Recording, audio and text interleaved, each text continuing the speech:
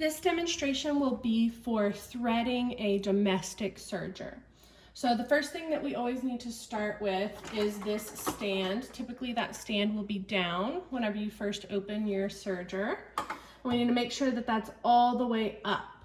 And then we can put our 4 spools, 4 or 3 depending on your type of serger, spools of thread up on the top. I've got mine 4 different colors to color code them for the lines that we'll be threading so that the demonstration is a little bit more clear. But typically these 4 would be all the same color, matching the color of your fabric. So the reason that this stand is important is because if your thread is having to pull off of your spool straight to your machine, it's pulling that entire weight of that spool, and it causes extra tension on your thread, and it could cause your thread to break. But if it goes straight up first, then you'll see it comes off the spool easily without having to pull the weight of the spool. And so it releases that extra tension that would be on your thread. So this will be our first step, is pulling each of these up to this stand and threading it from front to back, or sorry, from back to front. So put it from back to front towards you, and I'm just gonna let those kind of hang out there until I get ready for step number 2. So back to front.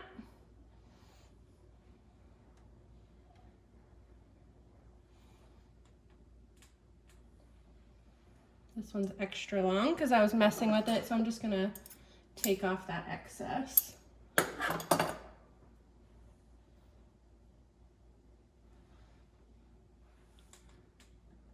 Okay, now we are ready for step number 2, which is here up top. Okay, once we get down to our machine, it's important that we do these threads in a particular order. And you'll see why when we get down below. Some of them sit in front or behind each other, and if we do them out of order, then they're going to be sitting in the wrong position. So once we get down here, we're going to go from middle out on the right hand side and then middle out on the left hand side. So and these are our 2 what's called lower loopers. These are the ones that go down to the bottom of the machine and form the bottom of the stitch. And then these are our upper loopers. These go up to the 2 needles. If you have a 4-thread serger, then you will have 2 needles. If you have a 3-thread serger, then you'll only have 1 on this side, and you would just have 1 needle that you would go to. So let's go ahead and start with our green line. Step number 2 is this little clip on my machine. Yours may be a loop or a hole that you have to go to, but there's always a step back here that you need to make sure to grab. Then we're gonna go right here by our tension. This is our tension wheel. So you can look in your manual. The type of serge that we're going to be using this semester is a 4-thread or a 3-thread overlock serge.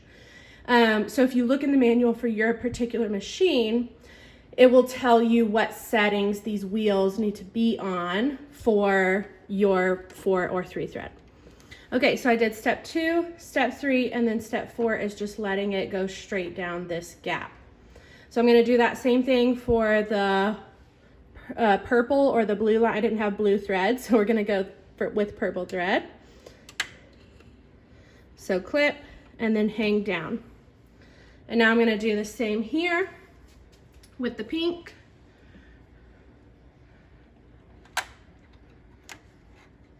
And the yellow. Okay, now we're ready to go down to the lower part of the machine, and we're going to continue on with these 2 threads, making sure that those go in the correct order. Okay, coming down to the bottom of your machine, you're going to need to open up your machine. And one thing that I forgot to mention at the beginning is that I recommend you doing this with your machine turned off. And that's especially important when you get to this lower portion, because if you accidentally step on your pedal and you make your machine go and it's turned on, your fingers could get caught in the gears down here. So make sure you've got it off, and then we're gonna go ahead and open up our machine. For this one, I just have 1 door that I push out and then pull down. So some machines have 2 doors. Again, check your model and make sure. If you do have 2 doors, most of the time it's right here where you push out on this corner and it swings out to the left. Okay, so again, at this point, we need to make sure that we're doing them in the right order. So I'm gonna go green, blue, and then pink and yellow. And I'm gonna completely finish each line before I move on to the next one. So this pink and yellow, I'm just gonna scoot those out of the way for now over to the side, so they are not in my way. And now I'm going to start threading the green line. And your machine should have come with some tweezers that look like this. These are really handy because some of these areas down here are pretty small, so it's hard to get your fingers in there. So we did step 4, which was letting this come straight down. And now you can see my map here on the inside of my machine. Yours may be right here. It may be on the inside of the door when you open that up, or it may just be in your manual and not printed on your machine, but most of them have them printed on the actual machine. So green line, I'm gonna go down to step number 5, which is this hook. So I'm just gonna make sure it sits right behind that hook. Number 6 is this hook right here.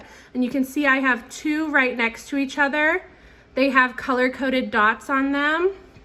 So green and blue, and then this one just has a blue dot. So I know I only need to go to that first hook. Get it under there. Okay, and again, like I said, this one is going to sit behind. So the green is towards the back, the blue is towards the front, which is why we need to do these in the correct order. Now, if I go up to number 7, it's this hook right here.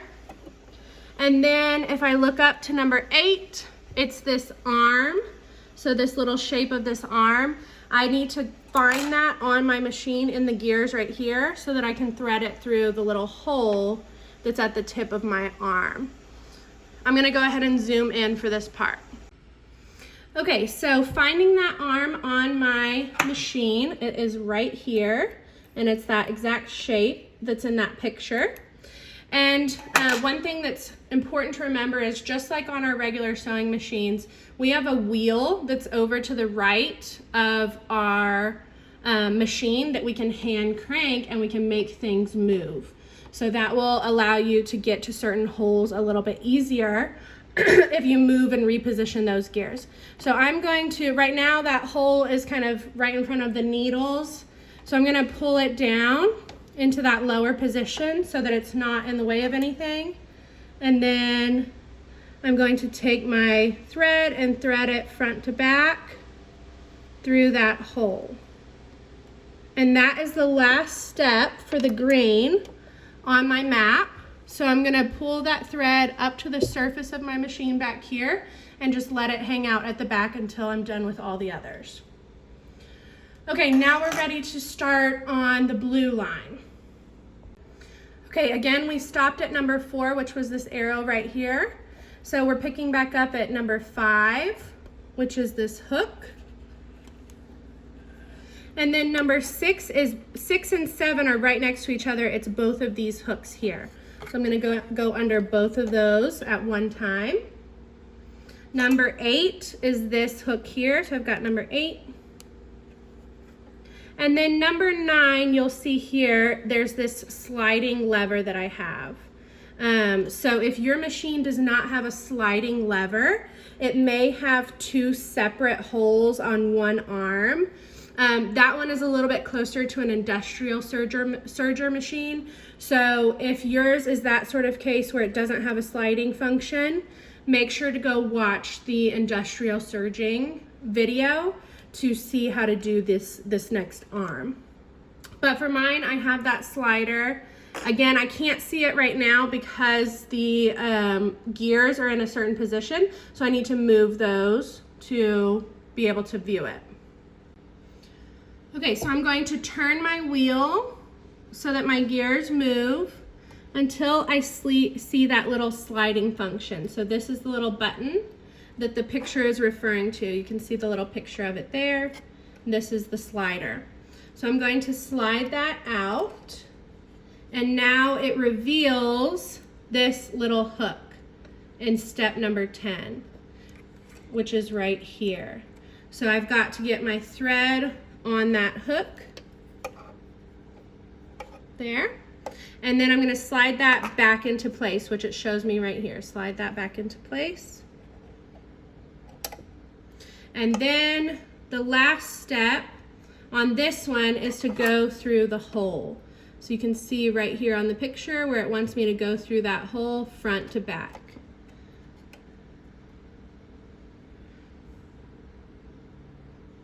So there is my hole. Make sure that your tail doesn't get wrapped around anything. You can see right here where mine got wrapped around this little gear.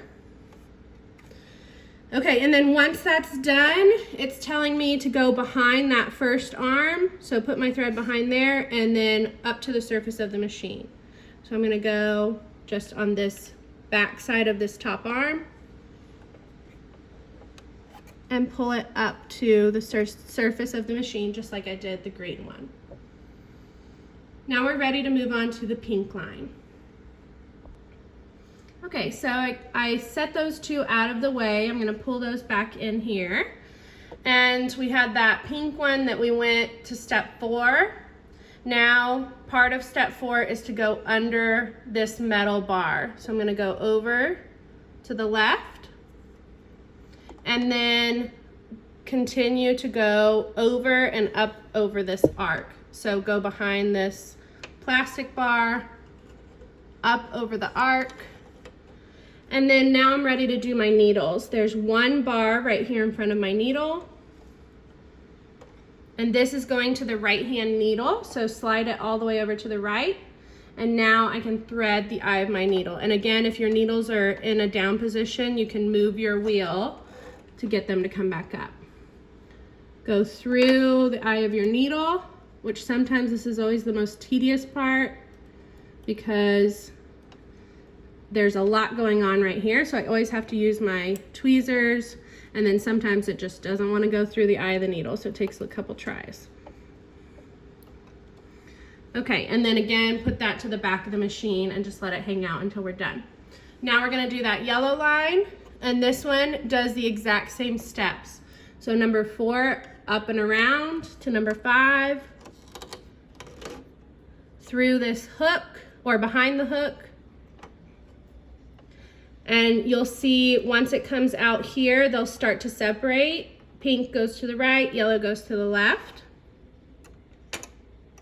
And then through the eye of your needle.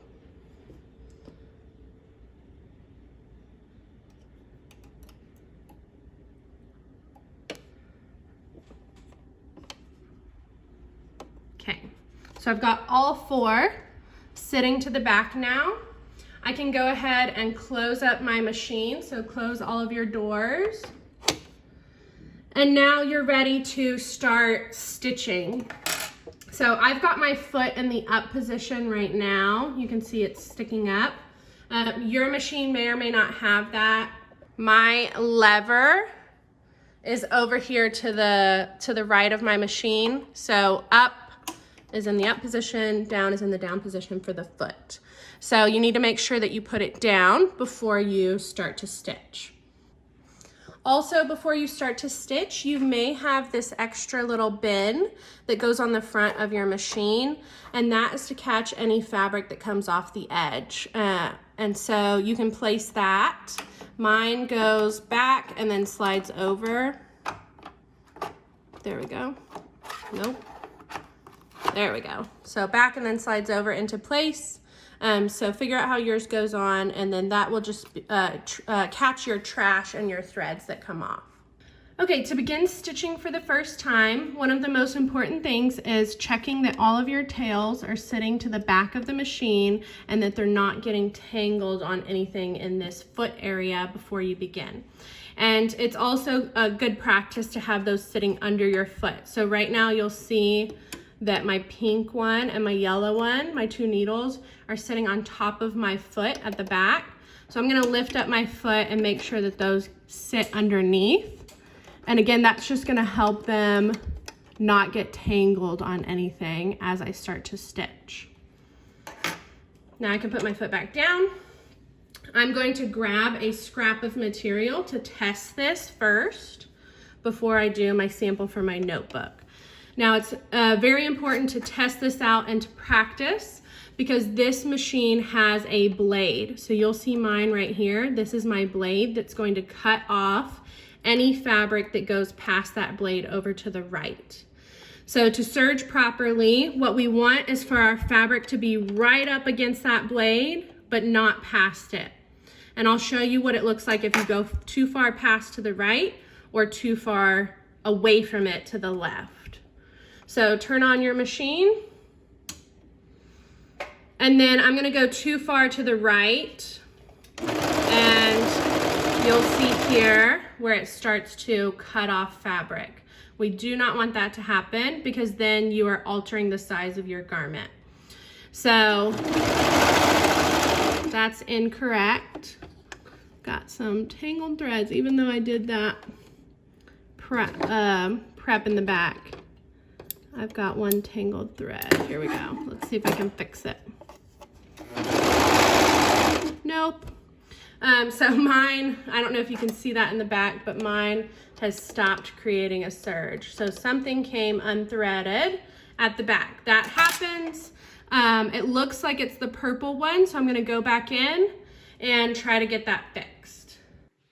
Okay, so going back in to fix mine, it turns out it was the green one, not the purple one. So you can see here where it broke.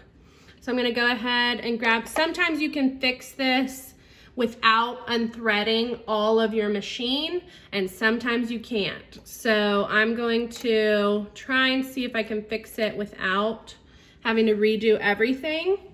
But that green one is supposed to sit behind my blue. So right here you can see this is in front. I'm gonna go ahead and try and get it behind on that one hook. There we go. Oops, came undone. There we go. I want to make sure that that's sitting at the back and that I don't skip any steps. So now mine is at the back, up to number 7, and number 8 was this little arm.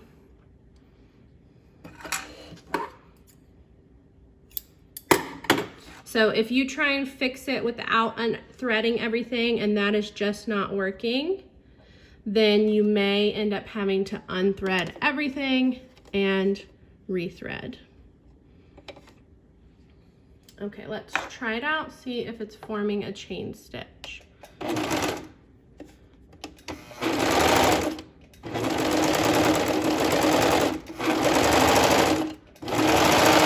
There we go. So that is my chain stitch. One thing that's very important to know is that we never want to pull threads through this machine. So instead of pulling these through, what I do is continue to push on my pedal and just stitch through until you have a tail sticking out at the back, and then you can cut off your fabric or your excess thread. Okay, I'm gonna go ahead and close this back up and try again on my scrap of fabric. Okay, scrap of fabric here. You do not need to lift up your foot in between each stitch. So keep your foot down. This machine will automatically suck your fabric in. So we already saw what it looks like when you go too far to the right, and we had that fabric cut off. Now I'm gonna go too far to the left to where it's not, my fabric is not touching the blade.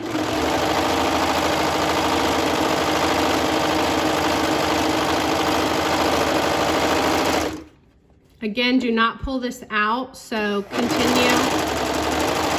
continue to stitch until you have a tail and then cut it off. Okay, so you can see what happens when you go too far to the left. We have these loops hanging off the edge of the fabric, which you can see over here to the very far left. Those loops are hanging off.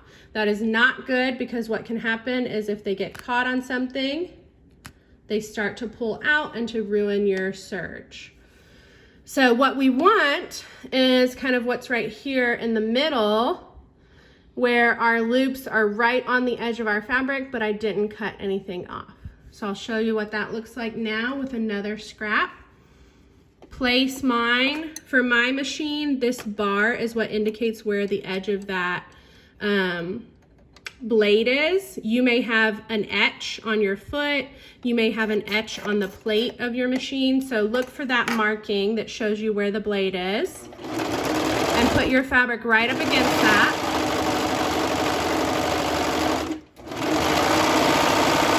You may see little hairs come off the edge of the fabric. That's okay if you've got little frayed edges, but we don't want to cut off any significant portion of the fabric.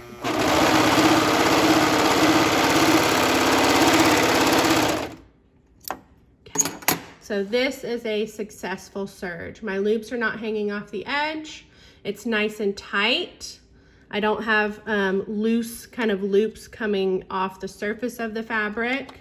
So mess with your tension if you have that happening, and look at your manual to troubleshoot the tension if that is an issue for you. Okay, now we're gonna move on to our actual sample for the notebook. Okay, for the serging sample, you have this pattern piece that I uploaded on Blackboard. We're just gonna cut this out with our basic straight shears on all 4 sides. Make sure that the selvage of the fabric is parallel to that grain line when you cut it out. And you just need 1 single layer. So I've got my fabric here, and what we're gonna do is serge all 4 sides to practice getting that nice close serge to the edge without cutting off fabric and without being too far from the edge. So I'm going to place this in here. And again, just go ahead and serge all 4 sides.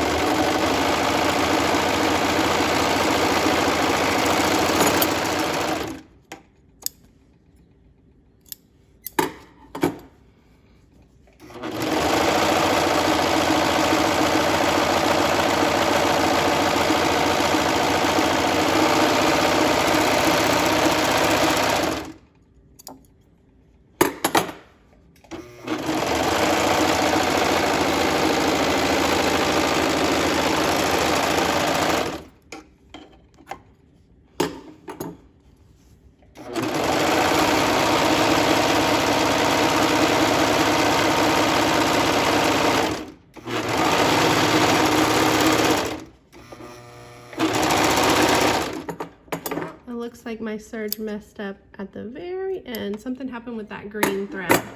So you can see right here at the very end where it messed up, something happened with that green thread. I guess maybe it broke or something, so I'll have to investigate. But the rest of this turned out really well. You'll have those little tails where you started a line. So again, you can just cut these off. And you don't have to worry about the serge raveling. That's the point of the serge, is that it will stay stitched, it won't unravel. And now that chain stitch envelops the edge of our fabric and protects it from fraying. So cut off those 4 extra tails. And then that is our finished sample, ready to get put in our notebook. Okay, after some investigation, I was able to figure out what was wrong with that green thread and why it kept breaking. My tension was too high on that particular thread. So I had to move it down to a 4, and then I adjusted my blue line as well a little bit, because when I adjusted this one, then the loops weren't interacting the way that I wanted. So the green, and this is why it's nice to have it color coded. If you're ever messing with the tension, sometimes it can be hard to understand which thread goes to which part of the serge. So when it's color coded, it's really easy to tell. Okay, green, what's happening with those loops? If they're too loose, I need to tighten up my tension. If those loops on the green thread are too tight, they're being pulled, then I can tighten up my tension. So it's nice having those color coded if you're ever trying to figure out tension issues. But I was able to change those 2 lower loopers, which changed the way that these loops on the front and the back of my fabric interact. And now I've got it to a place where I like what it's looking like. So you may need to troubleshoot with that if your serge is not turning out the way that you would like it. And finally, I'm going to show you how to change out the color of threads of your machine. If you ever need to take these off and start over with a new color for a different textile, then what you're going to do is grab your scissors and you're going to cut up here by the spool on each of those lines. And then, like we said before, we never want to pull threads through the machine because we could damage or break the gears inside. So instead, we want to stitch those through. So just hold on to your tails at the end and then press your foot to stitch through. And you can just keep pulling those through, or not pulling them through, but as they come out, just keep getting them out of the way.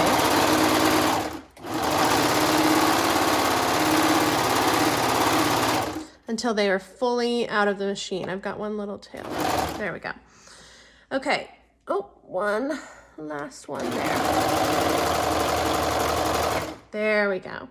So now that I've got all of that empty, I'm ready to take off my spools, put on a new color, and then start over from the beginning with the threading process.